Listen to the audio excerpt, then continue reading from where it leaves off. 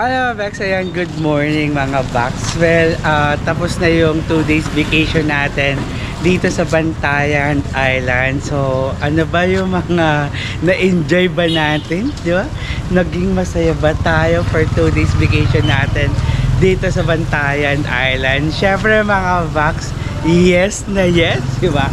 Well mga Bax, ayun, sobrang ganda ng Bantayan Island. Hindi siya saturated pa ng mga foreigners. Siguro ang isa sa mga reason to bakit hindi matao dahil syempre unang-unang dumating tayo dito ng Independence Day.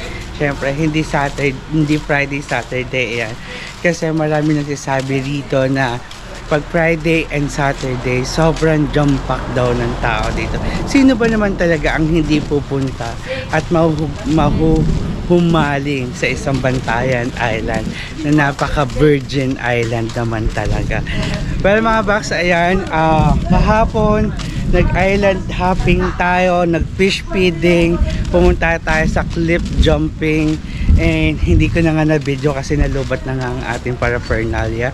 And also nagpunta tayo sa lagoon. So yung lagoon, it's maganda siya, pero kailangan mo mag-effort, kailangan mong gumastos kasi kailangan mo mag-kayak para maikot. Pero dumating kami kasi sa lagoon is medyo late na, kaya hindi na namin masyado na-explore kasi malakas na yung agos.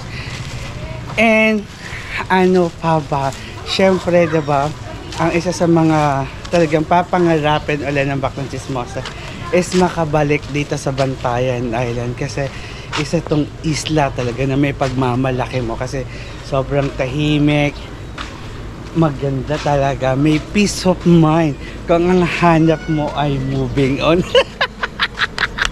Well, di ba, nandito nga ang Camp Sawi at naging Camp Wagi ka na rin at the end, di ba? Hindi naman lagi naman sa isang relasyon ikaw ay sa Sawi, di ba? Sometimes makikita mo rin na ikaw naman ang magwawagi at the right time, at the right place, at sa tamang tao, di ba mga Bax? Well, again mga Bax, hanggang dito na lang at maraming salamat sa inyo, di ba? So isang pasilip muli sa Bantayan Island. So ayan, medyo maulan ngayon and hanap muna kami ng pagkain namin. Well, again mga Bex, maraming salamat. Kung kayo ay nagta-travel, ilagay niyo sa bucket list ang jellyfish, ang laki. So ayan, kung ikaw ay nagta-travel mga Bax, ilagay niyo na sa bucket list ninyo ang Bantayan Cebu, diba? At talagang maa-amaze kayo sa nung gandang islang i-offer sa inyo. And again mga Bax, kung ikaw bago lang, syempre nandyan ang subscribe button, nandyan din ang notification bell para kalambangan nyo na rin, and also nandyan din ang like button, and like and share na rin sa inyo mga kachismosa mga Bax. Maraming salamat and until next time. Laki naman ito.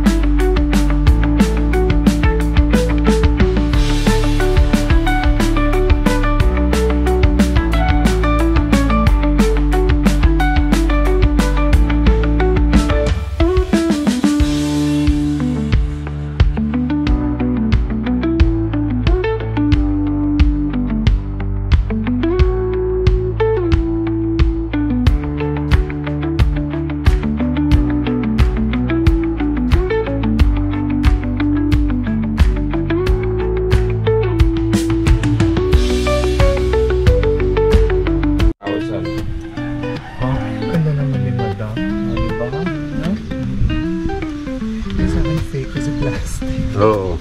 Huwag mo yung sunugin. Huwag mong sunugin. So kuya, ito original pearl. Cultured pearl. So ayan mga Bax, ayan. Ano tayo ng pearl. Ayan, so ayun mga Bax, ko kayo ay mapupunta rito sa Bantayan Island. Hanapin nyo lang ang Perlas vendor. Ayan, madalas yan dito sa Cota Beach. So, Latif number 5 and legit sila kasi may uniform sila dito na vendor talaga sila at legit na sila lang yung pwede magbenta dito sa Cota Beach. And syempre hanapin niyo mga original pearl ang ino-offer nila. May Pandora, may bracelet na ayan, pearl. And ito yung tinatawag nilang water ba o si freshwater pearl. And ito yung Pandora nila. And syempre nandito nakatago na kasi yung mother pearl nila. And napakaganda. So ayan na nga. At first time natin magsusot ng super pearl ng Baklan Chismosa. And kuya, sige, imbitahan mo sila. Ay, pagka gusto nyo makapunta dito sa Bantayan Island. Pero may ano, doon kami mga accessories and souvenirs. Murang-mura lang. Ayan. Thank you. Thank you kuya. Ayan sa napakagandang pearl. And syempre guys, wag niyo tutularan ng ginawa ng Baklan Chismosa kung hindi. Ayan, napakaganda ng pearl at first time natin. And mukhang mahihilig na tayo sa pearl. Well, until next time mga Bax, and thank you kila Kuya Venture. Ayan, maraming salamat.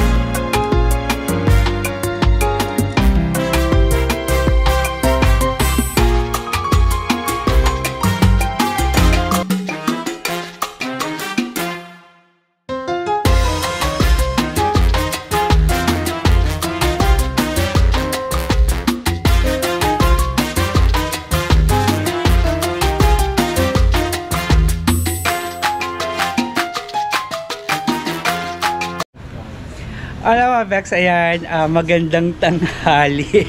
Well, ayun mga Bax, nandito kami ngayon sa Coco Bar Restaurant dito sa Bantayan Island. And syempre, naandito kami kasi nga isa daw ito sa sikat pinupuntahan dito sa Bantayan Island. Syempre, makakaligtas ba yan sa isang Baklang Chismosa para matry natin ang pangmalakasan nila dito. Syempre, ang isa sa mga ino-offer nila dito is yung famous pizza nila and halo-halo.